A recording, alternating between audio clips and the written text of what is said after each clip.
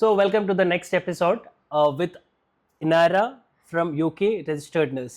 Hi Inara. Hello സുഖല്ലേ? സുഖം so നമ്മൾ ലാസ്റ്റ് എപ്പിസോഡിൽ കുറേ കാര്യങ്ങളെ കുറിച്ച് സംസാരിച്ചു. ഇനാരയുടെ ലൈഫ് എക്സ്പീരിയൻസ്, എങ്ങനെ രജിസ്റ്റേർഡ് നേഴ്സ് ആവാം എന്നുള്ള കുറച്ച് കാര്യങ്ങൾ നമ്മൾ കുറിച്ച് സംസാരിച്ചു അല്ലേ? അതെ. സോ എനിക്ക് കുറച്ചും കൂടി കാര്യങ്ങൾ അറിയാനുണ്ടായിരുന്നു, അതുകൊണ്ടായിരുന്നു ഞാൻ സെക്കൻഡ് എപ്പിസോഡ് ചെയ്യാം എന്നുള്ളത് പറഞ്ഞത്. സോ സെക്കൻഡ് എപ്പിസോഡിൽ എനിക്ക് ചോദിക്കാനുള്ളത്, നമ്മുടെ നാട്ടിലെ പല സ്റ്റുഡൻസും കുറേ ഓപ്പർച്യൂണിറ്റീസ് അബ്രോഡ് മിസ് ചെയ്യുന്നുണ്ട്. നമ്മുടെ നാട്ടിലുള്ള സ്റ്റുഡൻസ് അബ്രോഡ് കുറേ ഓപ്പർച്യൂണിറ്റീസ് മിസ് ചെയ്യുന്നുണ്ട്. റീസൺസ് പല ഓപ്പർച്യൂണിറ്റീസ് എന്താണെന്ന് പറയുകയാണെന്നുണ്ടെന്നുണ്ടെങ്കിൽ മെയിൻലി അവർ എടുക്കാൻ പോകുന്ന കോഴ്സ്, അവർ അപ്ലൈ ചെയ്യാൻ പോകുന്ന കോഴ്സ്, അവർക്കുള്ള ഓപ്പർച്യൂണിറ്റി എത്രത്തോളം ഉണ്ടെന്ന് അറിയില്ല. ഇപ്പോൾ ലെറ്റ്സ് BSc നഴ്സിങ്ങിന് എടുക്കാൻ പോകുന്ന സ്റ്റുഡൻസ്, നമ്മുടെ നാട്ടിൽ BSc നഴ്സിംഗ് എടുക്കണമെന്നുണ്ടെങ്കിൽ എലിജിബിലിറ്റി +2 സയൻസ് ആണ്. മിനിമം 50% or 45% ആണ് വരുന്നത്. പക്ഷേ UK നഴ്സിംഗ് അഡ്മിഷൻ എടുക്കാൻ വേണ്ടി ശരിക്കും സയൻസിൻ്റെ ആവശ്യമില്ല. സയൻസ് ഇല്ലാത്തൊരു ഹ്യൂമാനിറ്റീസ് പഠിച്ചവർക്കും കൊമേഴ്സ് പഠിച്ചവർക്കും എന്ത് ചെയ്യാൻ പറ്റും? BSc നഴ്സിംഗ് പഠിക്കാൻ പറ്റും. ഇത് അവെയർ ആയിരുന്നോ? അല്ല, ഞാൻ ആക്ച്വലി അവിടെ എനിക്ക് പല സമയത്ത് എനിക്ക് കൺഫ്യൂഷൻ വന്നിട്ടുണ്ട്. ഇവര് കൊമേഴ്സ് ആണ് പഠിച്ചത്, അവരുടെ ബാക്ക്ഗ്രൗണ്ട് കൊമേഴ്സ് ആണെന്നൊക്കെ പറയുമ്പോഴത്തേക്കും ഞാൻ സ്റ്റക്കായിട്ടുണ്ട്. അതെങ്ങനെ കൊമേഴ്സ് പഠിച്ച ആൾക്കാർക്ക് ഇവിടെ വന്നിട്ട് നഴ്സിംഗ് പെർസ്യൂ ചെയ്യാൻ പറ്റുന്നത്? അതെൻ്റെ ഭയങ്കര കൺസേൺ ആയിരുന്നു. അപ്പോൾ നിങ്ങളോട് ഞാൻ ആ സമയം നമ്മൾ കോണ്ടാക്ട് ചെയ്യുന്ന ആ സമയം സംസാരിച്ചപ്പോൾ ഞാനതൊരു ക്വസ്റ്റ്യൻ ആയിട്ട് ചോദിച്ചായിരുന്നു ഹസ്നുവിൻ്റെ അടുത്ത്. അതെ, അപ്പോഴത്തേക്കും ഹസ്നുവാണ് എനിക്ക് ആക്ച്വലി പറഞ്ഞു തന്നത് പല ഫീൽഡിലുള്ള ആൾക്കാർക്കും നഴ്സിംഗ് പെർസ്യൂ ചെയ്യാനായിട്ട്. അത് ഭയങ്കര വലിയൊരു ഓപ്പർച്യൂണിറ്റി തന്നെയല്ലേ? നമ്മുടെ നാട്ടിൽ അത് നടക്കുന്ന കാര്യമല്ല. അത് പഠിച്ചു കഴിഞ്ഞിട്ടാണെങ്കിൽ ഇപ്പം എൻ്റെ പല ഫ്രണ്ട്സിന് ആഗ്രഹമുണ്ട് അവർക്ക് നഴ്സിംഗ് പഠിക്കാനായിട്ട്, പക്ഷെ അവരുടെ ബാക്ക്ഗ്രൗണ്ട് അതല്ല. അപ്പോൾ ഇത് ഭയങ്കര വലിയൊരു ഓപ്പർച്യൂണിറ്റിയാണ്. ഇപ്പം വേറെ ഏതൊക്കെയോ കോഴ്സസ് ഹസ്നു പറഞ്ഞതാ, ഏതൊക്കെ കോഴ്സസിലുള്ള നമുക്കിപ്പോ കുട്ടികളിപ്പോ സയൻസ് കഴിഞ്ഞവർക്ക് മാത്രമേ BSc നഴ്സിങ്ങിന് പോകാൻ വേണ്ടി പറ്റുള്ളൂ, അല്ലെങ്കിൽ ഹെൽത്ത് കെയർ ജോബിന് പോകാൻ വേണ്ടി പറ്റത്തുള്ളൂ എന്നുള്ളൊരു തെറ്റായ ധാരണ എന്തുണ്ട് നമ്മളുടെ നാട്ടിലൊരു റൂമർ പോലെ ഇരിക്കുന്നുണ്ട് പാരൻസിൻ്റെയും സ്റ്റുഡൻസിൻ്റെ ഇടയിൽ. ശരിക്കും പറയുകയാണെന്നുണ്ടെങ്കിൽ സ്റ്റേർലിംഗ് നമ്മൾ എന്താ വെച്ചിട്ടുണ്ടെങ്കിൽ ഒരു സ്റ്റുഡൻസ് വന്നു കഴിഞ്ഞാൽ അവർ ഇതിനെക്കുറിച്ച് അവർ ചോദിക്കും, ഓക്കെ ഇത് പോസിബിൾ ആണോ എന്നുള്ള രീതിയിൽ അവരവരുടെ പേരൻസും വണ്ടർ ആവുകയാണ്. സോ സ്റ്റെർലിംഗ് സ്റ്റഡി അബ്രോഡ് എന്താ നമ്മൾ നോർമലി ചെയ്യാറുള്ളത്, BSc നഴ്സിംഗ് സ്റ്റുഡൻസിന്റെ ഏതൊക്കെ കൺട്രീസ് ആണോ അതിന്റെ ലിസ്റ്റ് എടുത്തിട്ട്, സപ്പോസ് ഇപ്പോൾ UK നോക്കുകയാണെന്നുണ്ടെങ്കിൽ അതിന്റെ എലിജിബിലിറ്റി ക്രൈറ്റീരിയ വരുന്ന സമയത്ത് വിത്തൗട്ട് IELTS സ്റ്റുഡൻസിന് പോകാൻ വേണ്ടി പറ്റും. അവരുടെ 12th ഇംഗ്ലീഷിന്റെ മാർക്കിന്റെ ബേസിക്കലി അവർക്ക് IELTS വേവർ കിട്ടും.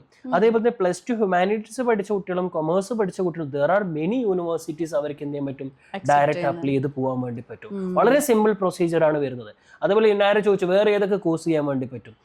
ഹെൽത്ത് കെയറിൽ തന്നെ സോഷ്യൽ വർക്ക് വരുന്നുണ്ട്, സൈക്കോളജി വരുന്നുണ്ട്, മെഡിക്കൽ കോഡിങ് വരുന്നുണ്ട്. ഇങ്ങനെ കുറേ കോഴ്സസ് ഉണ്ട് സ്റ്റുഡൻസിന് എന്ത് ചെയ്യാം. സയൻസ് ബാക്ക്ഗ്രൗണ്ട് ഇല്ലാതെ അല്ലെങ്കിൽ മെഡിക്കൽ എക്സ്പീരിയൻസോ അല്ലെങ്കിൽ ഹെൽത്ത് കെയർ ഫീൽഡ് എക്സ്പീരിയൻസോ അല്ലെങ്കിൽ ആ ഒരു ഗ്രാജുവേഷനോ ഇല്ലാതെ പോകാൻ വേണ്ടി പറ്റുന്നത്. സയൻസ് തന്നെ വേണമെന്നില്ല ഈ ഒരു കോഴ്സസിലേക്ക്. അതാണ് ഞാൻ പറഞ്ഞത്, സ്റ്റുഡൻസ് അത്രയും വലിയൊരു ഓപ്പർച്യൂണിറ്റിയാണ് മിസ് ചെയ്യുന്നത്. പിന്നെ ആരൊക്കെ എന്നെ എക്സാമ്പിൾ ആയിട്ട് അവിടെ നിന്ന് കണ്ടിട്ടുള്ള സ്റ്റുഡൻസ് ഉണ്ടാവും കൊമേഴ്സ് എടുത്ത് വന്നത്, ഞാനിപ്പം പറഞ്ഞു. സോ അതേപോലെ കുറെ സ്റ്റുഡൻസ് ആണ് ഇങ്ങനെയുള്ള ഓപ്പർച്യൂണിറ്റീസ് മിസ് ഔട്ട് ആവും. അറിയില്ല, കാരണം അത്രയും ഒരു ന്യൂസ് ആയിട്ടില്ല. പല ആൾക്കാരും നമ്മുടെ നാട്ടിലുള്ള സിസ്റ്റം തന്നെയാണ് അങ്ങോട്ടും ഫോളോ ചെയ്തത്. പക്ഷെ നമ്മളെ നാട്ടിലുള്ള ഒരു സിസ്റ്റേ അല്ല അവിടെ വരുന്നത്. നമ്മളിപ്പോ നോക്കുകയാണെന്നുണ്ടെന്നുണ്ടെങ്കിൽ അവിടെ പഠിക്കുന്ന UG ഓർ മാസ്റ്റേഴ്സ് പഠിക്കുന്ന സ്റ്റുഡൻസിന് അവർക്ക് എക്സാം, നമ്മുടെ നാട്ടിൽ എന്താണ് ഒരു എക്സാം ആണ്, ഒരു ക്വസ്റ്റ്യൻസ് അതിന്റെ ആൻസർ എന്ത് എഴുതി കൊടുക്കുക അല്ലെങ്കിൽ പ്രാക്ടിക്കൽ ചെയ്ത് കൊടുക്കുക എന്നുള്ളതായിരിക്കും. പ്രാക്ടിക്കൽസ് നമ്മുടെ നാട്ടിൽ കുറവാണ്. ബട്ട് നമ്മൾ UK നോക്കുകയാണെങ്കിൽ അബ്രോഡുള്ള കൺട്രീസിൽ നോക്കുകയാണെന്നുണ്ടെങ്കിൽ അസസ്മെന്റ് ആണ് കൂടുതലായിട്ടും അല്ലേ?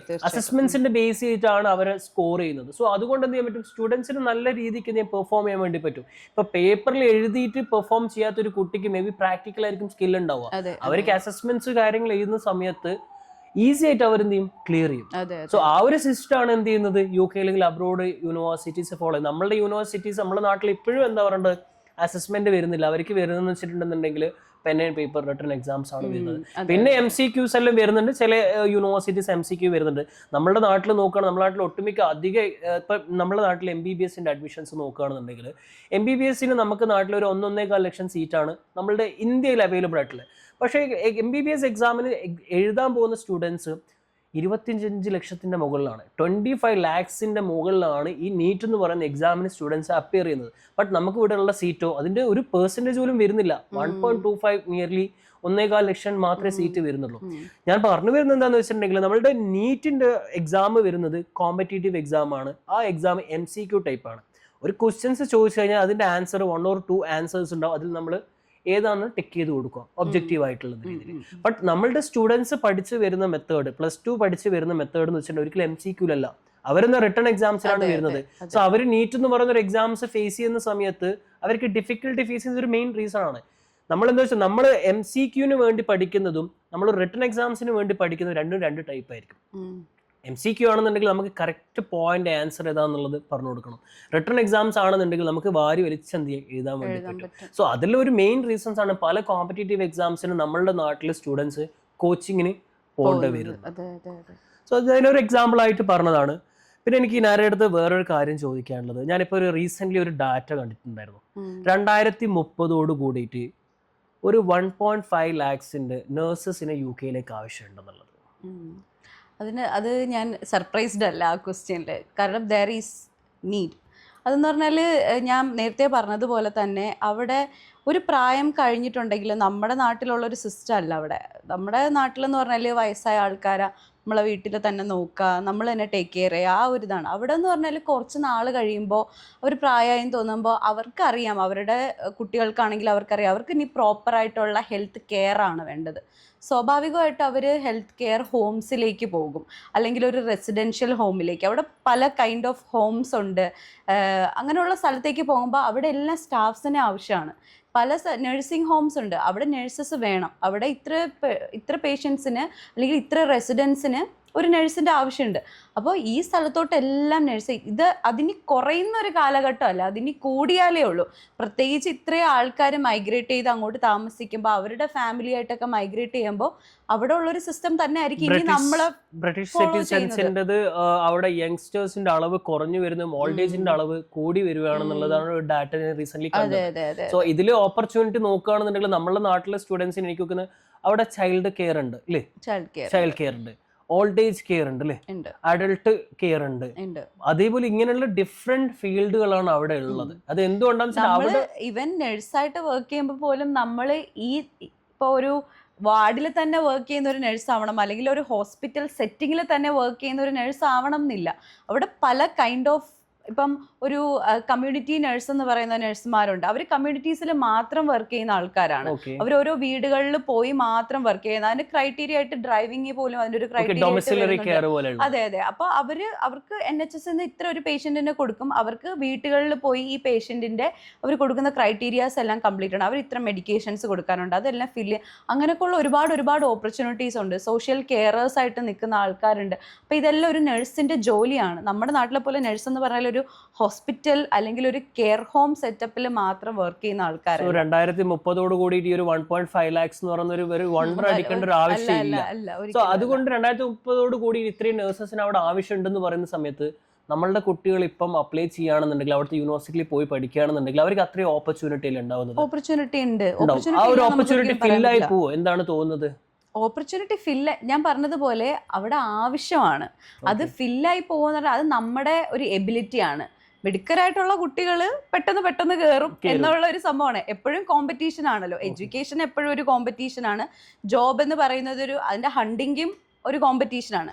നമ്മളിപ്പോൾ നന്നായിട്ട് ഒരു 2 വേക്കൻസി കിട്ടി, അതിനകത്ത് ബെസ്റ്റ് ആയിട്ടുള്ള ഒരാളായിരിക്കും ആദ്യം സെലക്ട്. അത് എല്ലാ ജോബിലും, അതിപ്പോ നഴ്സിംഗ് അല്ലെങ്കിൽ ഒരു സ്റ്റുഡന്റ് പുറത്തു പോയി ട്രൈ ചെയ്യുന്ന അങ്ങനെ നമ്മൾ കണക്ക് കൂട്ടണ്ട. എല്ലായിടത്തും കോമ്പറ്റീഷൻ ആണ്.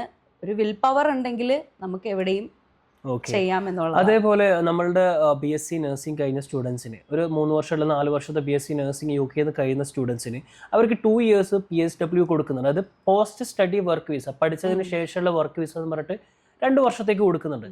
സോ ഈ ഒരു സ്റ്റുഡൻസിന് ജോബിലേക്ക് ലാൻഡ് ചെയ്യാൻ വേണ്ടി നമ്മൾ NMCയുടെ കാര്യങ്ങൾ കഴിഞ്ഞ എപ്പിസോഡിൽ സംസാരിച്ചു. രജിസ്ട്രേഷൻസ് പിന്നെ അവർ കിട്ടുന്ന കാൻഡിഡേറ്റ്സിന് കോഴ്സ് കഴിഞ്ഞതിന് 2 years അവർക്ക് PSW കിട്ടും. ഈ PSW കിട്ടുന്ന സമയത്ത് അവർക്ക് റൈറ്റ് ആയിട്ടുള്ള ഫുൾ ടൈം ആയിട്ടുള്ള ഒരു നഴ്സിംഗ് ജോബ് കിട്ടണം എന്നുണ്ടെന്നുണ്ടെങ്കിൽ അവരെന്താണ് ചെയ്യേണ്ടത് ഈ ഒരു PSW ഇരിക്കുന്ന സമയത്ത്? അവർ ട്രൈ ചെയ്യണം. അതാണ് എനിക്ക് പറയാനുള്ളത്. വരുന്ന വേക്കൻസീസിനെല്ലാം അപ്ലൈ ചെയ്യുക. നമ്മൾ വേക്കൻസീസിനുള്ള കാര്യങ്ങൾ സെലക്ട് ചെയ്യുമ്പോൾ തന്നെ നമ്മൾ CV, നല്ലൊരു പ്രോപ്പർ CV ഉണ്ടാക്കി അപ്ലോഡ് ചെയ്യുക, നമ്മൾ ആ പഠിക്കുന്ന സമയത്ത് എന്തൊക്കെ പ്രൊസീജിയറാണ് ചെയ്തത്, എന്തിനകത്തൊക്കെയാണ് നമുക്ക് കോൺഫിഡൻ്റ് ആയിട്ടുള്ളത്. അവിടെ ഒരു കമ്മ്യൂണിക്കേഷൻ റാപ്പോർട്ട് ഒരു പേഷ്യൻറ്റുമായിട്ട് ക്രിയേറ്റ് ചെയ്യുന്നൊക്കെ പറഞ്ഞാൽ അതൊരു വലിയ കാര്യമാണ്. അതൊക്കെ ഉണ്ടാക്കിയെടുക്കുക, അതൊക്കെ നമ്മുടെ CV-യിൽ നമ്മൾ വെക്കുക. നമ്മൾ പ്രോപ്പറായിട്ട് ഒരു ഇൻ്റർവ്യൂ അറ്റൻഡ് ചെയ്യുക. നമ്മൾ അവർക്ക് വേണ്ടത് നമ്മുടെ തിയറട്ടിക്കൽ നോളജോ അങ്ങനെയുള്ള കാര്യങ്ങളല്ല, നമ്മൾ എത്ര സൂപ്പറായിട്ട് ഒരു ഇൻ്റർവ്യൂ ഹാൻഡിൽ ചെയ്യുന്നു അവർക്കൊരു വിശ്വാസം കൊടുക്കുക. നമ്മളൊരു പേഷ്യൻറ്റിനെ കിട്ടിയാൽ നമ്മൾ എങ്ങനെ ഹാൻഡിൽ ചെയ്യും എന്നുള്ളൊരു വിശ്വാസം കൊടുക്കുക. അല്ലാതെ നമ്മൾ പഠിച്ച കണ്ടീഷൻസിനെ പറ്റിയോ അല്ലെങ്കിൽ നമ്മൾ ഇത്രയും നാൾ പഠിച്ച കാര്യങ്ങളെ പറ്റിയോ ഒന്നും അല്ല അവർ ചോദിക്കുന്നത്. അപ്പോൾ അതിനകത്തൊക്കെ ഒരു നന്നായിട്ട് ഒരു പെർഫോം ചെയ്യാന്നുള്ളതാണ്. അപ്പം തീർച്ചയായിട്ടും പ്ലേസ്മെന്റ്സ് വരുന്ന സമയത്ത് പ്രോപ്പറായിട്ട് കമ്മ്യൂണിക്കേറ്റ് ചെയ്ത് പ്ലേസ്മെന്റ്സ് നല്ല രീതിയിൽ യൂട്ടിലൈസ് ചെയ്തിട്ട് അറ്റൻഡ് ചെയ്യണം. അതാണ് ഒരു ഫസ്റ്റ് കാര്യം എന്ന് പറയുന്നത്. പിന്നെന്ന് പറയുന്നത് പ്രോപ്പറായിട്ടുള്ള ഒരു CV കാര്യങ്ങൾ ഉണ്ടാക്കുക. പിന്നെ എവിടെയും ഒരു നല്ലൊരു സ്ട്രെങ്തോട് കൂടി അല്ലെങ്കിൽ നല്ലൊരു വിൽ പവറോട് കൂടിയിട്ട് ഏതൊരു ഇന്റർവ്യൂ പോയിട്ട് അറ്റൻഡ് ചെയ്യുക. ആ ഒരു 2 years കിട്ടുന്ന സമയത്ത്, ഈ 2 years കിട്ടുന്ന സമയത്ത് സ്റ്റുഡൻസിന് പുതിയൊരു ജോബിലേക്ക് അപ്ലൈ ചെയ്യാനും സെയിം ടൈമിൽ അവർക്ക് ഏതെങ്കിലും ഒരു ജോബ് കിട്ടുകയാണെന്നുണ്ടെങ്കിൽ അത് വർക്ക് ചെയ്യുന്നതും കൂടി എന്താ അഭിപ്രായം? ശരിക്കും അങ്ങനെ വേറൊരു ജോബ് അവരെടുത്ത് വർക്ക് ചെയ്യണം. അവർക്ക് ഇപ്പൊ നഴ്സിംഗ് കഴിഞ്ഞു, നഴ്സിംഗ് കഴിഞ്ഞ കുട്ടികള് പിന്നെ എന്തിനാണ് വേറൊരു ജോബിലേക്ക് പോകുന്നത്? അവർക്ക് ഇൻട്രസ്റ്റ് ഉണ്ടെങ്കിൽ ഓഫ് കോഴ്സ് അവർക്ക് ട്രൈ ചെയ്യാം. പക്ഷെ അവർക്ക് ഇത്രയും ഫ്ലെക്സിബിളായിട്ട് അവരുടെ വർക്കും ലൈഫും ഒക്കെ ബാലൻസ് ചെയ്യാൻ പറ്റുന്ന ഒരു നല്ലൊരു ഇൻകം ഉള്ള ഒരു ജോലി വിട്ടിട്ട് അവർ വേറെ വർക്ക് ചെയ്യണമെങ്കിൽ അവരുടെ പേഴ്സണൽ ഡിസിഷൻ ആണെന്നേ പറയത്തുള്ളൂ. അതിന്റെ ആവശ്യം വരത്തില്ല എന്നാണ് എനിക്ക് പേഴ്സണലി ഫീൽ ചെയ്തിട്ടുള്ളത്. കാരണം നഴ്സിംഗ് പഠിച്ച കുട്ടികൾ കൂടുതൽ നഴ്സിംഗിലേക്ക് നിൽക്കാൻ തന്നെയാണ്. ഇപ്പൊ എൻ്റെ കൂടെ വർക്ക് ചെയ്യുന്ന തന്നെ പല നഴ്സിംഗ് ഇന്റർനാഷണൽ നഴ്സസ് ഉണ്ട്. അത് ഇന്ത്യൻസ് മാത്രമല്ല, ഇപ്പോൾ ഫിലിപ്പീനീസ് നിന്ന് വരുന്നുണ്ട്, നമ്മുടെ സൗത്ത് ആഫ്രിക്കയിൽ നിന്ന് വരുന്ന, നൈജീരിയ എന്നൊക്കെ വരുന്ന കുട്ടികളെല്ലാം അവരെല്ലാവരും നമ്മുടെ ഇന്റർനാഷണൽ സ്റ്റുഡൻറ് നഴ്സസ് ആയിട്ട് വർക്ക് ചെയ്യുന്നതാണ്. അപ്പോൾ അവരോടൊക്കെ സംസാരിക്കുമ്പം മോസ്റ്റ് ഓഫ് ദ ആൾക്കാർക്കും നഴ്സായിട്ട് തന്നെ വർക്ക് ചെയ്യാനായിട്ടാണ് താല്പര്യം. അവർക്ക് നഴ്സിംഗ് തന്നെ സാലറി സ്കെയിൽ കൂടുതലാണെങ്കിലും അവരുടെ ഒരു വർക്ക് കൾച്ചറൊക്കെ അവർ വരുമ്പോഴത്തേക്ക് അവർക്ക് ഇഷ്ടപ്പെടുകയാണ്. അവർക്ക് മടുത്ത് പോവുമല്ല, അവർക്ക് ഇഷ്ടമാണ് അവർക്ക് വർക്ക് ചെയ്യാനായിട്ട്. അങ്ങനെ ഒരു അറ്റ്മോസ്ഫിയർ ആണ് മോസ്റ്റ് ഓഫ് ദ ഹോസ്പിറ്റൽസും ക്രിയേറ്റ് ചെയ്യുന്നത്. ഞാൻ വർക്ക് ചെയ്യുന്ന ഒരു സ്ട്രോക്ക് യൂണിറ്റിലാണ്. അവിടെ അത്യാവശ്യം കുറച്ച് കട്ടിയുള്ള ജോലിയാണ്, പക്ഷെ അവിടെ വർക്ക് ചെയ്തിട്ട് പോലും കുട്ടികൾക്ക് ഇഷ്ടമാണ്. അത് അവിടുത്തെ പേഷ്യൻസിൻ്റെ രീതികളാണെങ്കിലും നമ്മൾ അവരെ സപ്പോർട്ട് ചെയ്യുന്ന രീതികളൊക്കെ കൊണ്ട് തന്നെയാണ് എന്ന് എനിക്ക് ഫീൽ ചെയ്തിട്ടുണ്ട്. UK ഒരു നഴ്സിംഗ് പഠിച്ചുകൊണ്ടിരിക്കുന്ന സ്റ്റുഡൻസിന് കെയർ ഹോമിൽ, ഒട്ടുമിക്ക സ്റ്റുഡൻസും കെയർ ഹോമിലേക്കാണ് ജോലി നോക്കുന്നത്. സോ ഈ കെയർ ഹോമിൽ ജോലി ചെയ്യുന്ന സമയത്ത് അവർക്ക് എത്ര ഒരു ഏർണിങ്സ് എടുക്കാൻ പാർട്ട് ടൈം ആയിട്ടാണോ? പാർട്ട് ടൈം ആയിട്ടാണ് പഠിച്ചുകൊണ്ടിരിക്കുന്ന സമയത്താണെന്നുണ്ടെങ്കിൽ അവർക്ക് എനിക്ക് തോന്നുന്നു പെർ അവർലി 14 to 15 കിട്ടുന്ന സ്റ്റുഡൻസ് വരെ ഉണ്ട്. Per hour. സോ ഇന്ന മന്ത് നോക്കുകയാണെന്നുണ്ടെങ്കിൽ ഒരു 1.5 lakhs അവർക്ക് ഉണ്ടാക്കാൻ വേണ്ടി പറ്റും. അത് അവരുടെ വർക്ക് ചെയ്യുന്ന കെയർ ഹോംസ് പോലെ ഇരിക്കും. അതിൽ കുറച്ച് കൊടുക്കുന്ന 13 കൊടുക്കുന്ന കെയർ ഹോംസ് ഉണ്ട്, ചിലപ്പം 17 വരെ കൊടുക്കുന്ന കെയർ ഹോംസ് ഉണ്ട്. അത് ഇറ്റ് ഡിപ്പെൻഡ്സ്. ഈ കെയർ ഹോമിലേക്ക് പോകുന്ന സമയത്ത് സ്റ്റുഡൻസിന് അവരുടെ പഠിത്തത്തിൽ കോൺസെൻട്രേഷൻ പോവോ, അല്ലെങ്കിൽ പഠിത്തം വേറെ വഴിക്ക് മെയിൻ പാർട്ട് ടൈമിലേക്കായി പോവോ? അവര് ഫസ്റ്റ് വരുന്ന സ്റ്റുഡൻസ് മനസ്സിലാക്കാന്നുള്ളത്, അവർ മനസ്സിലാക്കേണ്ടത് അവരുടെ പഠിത്തവും ജോലിയും അവർ ചെയ്യാൻ വേണ്ടിയിട്ട് പ്രിപ്പയർഡ് ആയിട്ട് വേണം വരാനായിട്ട്. കാരണം പല സ്റ്റുഡൻസ് എനിക്ക് തോന്നുന്നു ഇന്ത്യയിൽ നിന്നുള്ള സ്റ്റുഡൻസ് ആണ് കൂടുതലും പാർട്ട് ടൈം കാര്യങ്ങളും എല്ലാം സീക്ക് ചെയ്ത് അവിടെ തന്നെ ഫാമിലി സപ്പോർട്ടും കൂടെ ചെയ്യുന്ന ആൾക്കാരാണ് കൂടുതലും. അപ്പോൾ അവർ മനസ്സിലാക്കേണ്ട കാര്യം പഠിത്തം കുറച്ചും കൂടെ ഇമ്പോർട്ടൻ്റ് ആയിട്ട് കരുതുക.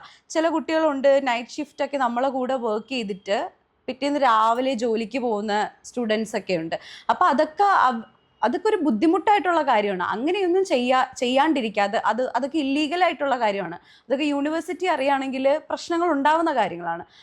അതല്ലാതെ ഡേ ടൈം വർക്ക് ചെയ്യാൻ പറ്റുന്ന അല്ലെങ്കിൽ അവരുടെ കൺവീനിയൻ്റ് ആയിട്ടുള്ള അവേഴ്സിൽ വർക്ക് ചെയ്യാൻ പറ്റുന്ന കെയർ ഹോംസ് കണ്ടുപിടിക്കുക. ഇതിപ്പോൾ കെയർ ഹോംസിൽ തന്നെ വർക്ക് ചെയ്യണം എന്നുമില്ല. ഈ വരുന്ന കുട്ടികൾ, നഴ്സിംഗ് പഠിക്കുന്ന കുട്ടികൾ കെയർ ഹോംസിൽ തന്നെ വർക്ക് ചെയ്യണം എന്നുമില്ല. നഴ്സിംഗ് പഠിക്കാൻ വരുന്ന സ്റ്റുഡൻസ് അത് കെയർ ഹോംസിൽ വർക്ക് ചെയ്ത് എന്നുള്ളത് കൊണ്ട് ആ ഒരു എക്സ്പീരിയൻസ് അവർക്ക് എവിടെയെങ്കിലും ബെനിഫിറ്റ് ആവുന്നുണ്ടോ ഈ പഠിച്ചുകൊണ്ടിരിക്കുന്ന സമയത്ത് പ്രാക്ടിക്കൽ കിട്ടുന്നതുകൊണ്ട്? ഒരു ഹോസ്പിറ്റൽ സെറ്റപ്പും ഒരു കെയർ ഹോമുമായിട്ട് നമുക്ക് ഒരിക്കലും താരതമ്യപ്പെടുത്താനായിട്ട് പറ്റില്ല. സോ ആ ഒരു എക്സ്പീരിയൻസ് അവർക്ക് ഒരു ബെനിഫിറ്റ് ഉണ്ടാക്കുന്നില്ല. എനിക്ക് പേഴ്സണൽ കെയറിൽ there is of course personal care എല്ലായിടത്തും ഒരുപോലെയാണെന്ന് എനിക്ക് തോന്നിയിട്ടുണ്ട്. കാരണം പേഴ്സണൽ കെയർ നമ്മുടെ നാട്ടിലെന്ന് പറഞ്ഞാൽ ഫാമിലി ആയിരിക്കും ഏറ്റവും കൂടുതൽ പേഴ്സണൽ കെയർ ചെയ്യുന്നത്. പക്ഷെ അവിടെ നഴ്സിൻ്റെ റെസ്പോൺസിബിലിറ്റിയാണ്. കെയർ ഹോമിലും അതേ നഴ്സിൻ്റെ അല്ലെങ്കിൽ ഒരു ഹെൽത്ത് കെയർ അസിസ്റ്റൻറ്റിൻ്റെ ജോലിയാണ് പേഷ്യൻറ്റിൻ്റെ പേഴ്സണൽ കെയർസ് എല്ലാം ചെയ്തു കൊടുക്കുക എന്ന് പറയുന്നത്. അപ്പോൾ അങ്ങനെയൊക്കെയുള്ള കാര്യങ്ങൾ നേരത്തെ പഠിക്കുക. അത് നേരത്തെ പഠിച്ച് വെക്കേണ്ട ഒരു കാര്യവുമല്ല. മനസ്സിലായില്ലേ? അത് നമ്മൾ സൂക്ഷിച്ച് ചെയ്യേണ്ട അല്ലെങ്കിൽ ഭയങ്കര ശ്രദ്ധയോടെ ചെയ്യേണ്ട ഒരു കാര്യമല്ല. അപ്പോൾ എനിക്ക് തോന്നുന്നില്ല അവിടെ വർക്ക് ചെയ്യുന്നത് ഒരു ഭയങ്കര ബെനിഫിറ്റ് ആയിട്ടുള്ളൊരു കാര്യമായിട്ട് എനിക്ക് തോന്നിയിട്ടില്ല. പക്ഷേ ഒരു പേഷ്യൻ്റ് ഇൻറ്ററാക്ഷൻ, ഒരു കമ്മ്യൂണിക്കേഷൻ, എങ്ങനെ ഒരാളെ ഹാൻഡിൽ ചെയ്യണം, എങ്ങനെ ഒരു പേഷ്യൻറ്റിനെ മെൻ്റൽ സപ്പോർട്ട് കൊടുക്കണം, ഒരു സിമ്പത്തി ഉണ്ടാക്കി എടുക്കണം എന്നൊക്കെ ഉള്ളതൊക്കെ പഠിക്കാൻ പറ്റും. ഒരു രജിസ്റ്റേർഡ് നഴ്സ് ആവുന്നതിന് മുന്നേ ഒരു കെയർ ഹോമിൽ വർക്ക് ചെയ്യുകയാണെന്നുണ്ടെന്നുണ്ടെങ്കിൽ ഒബ്വിയസ്ലി ആ ഒരു കാൻഡിഡേറ്റിന് പേഴ്സണലി ഒരു ബെനിഫിറ്റ്സ് കിട്ടും. How to handle the client, എന്തായിരിക്കും ഇതിന്റെ വർക്ക് കൾച്ചർ, കാര്യങ്ങൾ. അതെ അതെ അതെ. അതേപോലെ UK-ലേക്ക് നഴ്സിംഗിന് അഡ്മിഷൻ എടുക്കുന്ന കുറേ സ്റ്റുഡൻസ് ചോദിക്കുന്ന ഒരു ക്വസ്റ്റ്യൻ ആണ്, പഠിച്ചുകൊണ്ടിരിക്കുന്ന സമയത്ത് പാർട്ട് ടൈം ജോബ് കാര്യങ്ങൾ ചെയ്ത് ആ പൈസ കൊണ്ട് ഫീസ് കംപ്ലീറ്റ് എടുക്കാൻ വേണ്ടി പറ്റും. ഇപ്പം ഇതിനാരെ ഒരു ഫീസ് UK-യിലെ യൂണിവേഴ്സിറ്റിയുടെ ഫീസ് എന്ന് പറയുന്നത് 10 to 15 lakhs ആണ് ഇയർലി വരുന്ന fees. So part time job ചെയ്തുകൊണ്ട് സ്റ്റുഡൻസിന് ഈ ഒരു ഫീസ് കംപ്ലീറ്റ് അടക്കാൻ വേണ്ടി പറ്റും? അടയ്ക്കുന്ന കുട്ടികളുണ്ട്. സോ ആ കുട്ടികൾ നല്ലപോലെ സ്ട്രഗിൾ ചെയ്യുന്നുണ്ടോ? സ്ട്രഗിൾ ചെയ്യുന്നുണ്ടോ എന്ന് പറഞ്ഞാൽ ഞാൻ പറഞ്ഞതുപോലെ എവിടെയും സ്ട്രഗിളിംഗ് ഉണ്ട്. പക്ഷേ നമുക്ക് സ്ട്രഗിളിംഗ് മാത്രമാണെന്ന് നമുക്ക് പറയാൻ പറ്റില്ല. അവരുടെ ലോൺ ഫിനിഷ് ചെയ്യുന്നത് ഒരു പോസിറ്റീവായിട്ടുള്ളൊരു കാര്യമല്ലേ? അത് വലിയൊരു കാര്യം തന്നെയാണ്. ഇപ്പം ഞാൻ കണ്ടിട്ടില്ല, ഇപ്പം ഞാൻ വർക്ക് ചെയ്യുന്ന സ്ഥലത്താണെങ്കിലും പൈസ ഇല്ലാത്തതിൻ്റെ പേരിൽ ഒരു കാര്യം ചെയ്യാതിരിക്കുന്ന ഒരു കുട്ടികളെ ഞാൻ കണ്ടിട്ടില്ല. അവർ കോസ്റ്റ്ലി ആയിട്ടുള്ള ഷൂസും നമ്മളെക്കാട്ടിലും കോസ്റ്റ്ലി ആയിട്ടുള്ള കാര്യങ്ങൾ പർച്ചേസ് ചെയ്യുന്നവരും അവർ വരുന്ന കോൺസേർട്സിനെല്ലാം അറ്റൻഡ് ചെയ്യുന്ന പിള്ളേരും പല ട്രിപ്പുകൾക്ക് പോകുന്ന ഷെങ്കൻ വിസ എടുത്ത് പല രാജ്യങ്ങൾ കവർ ചെയ്യുന്ന ഇതൊക്കെ സ്റ്റുഡൻസ് ആണ്.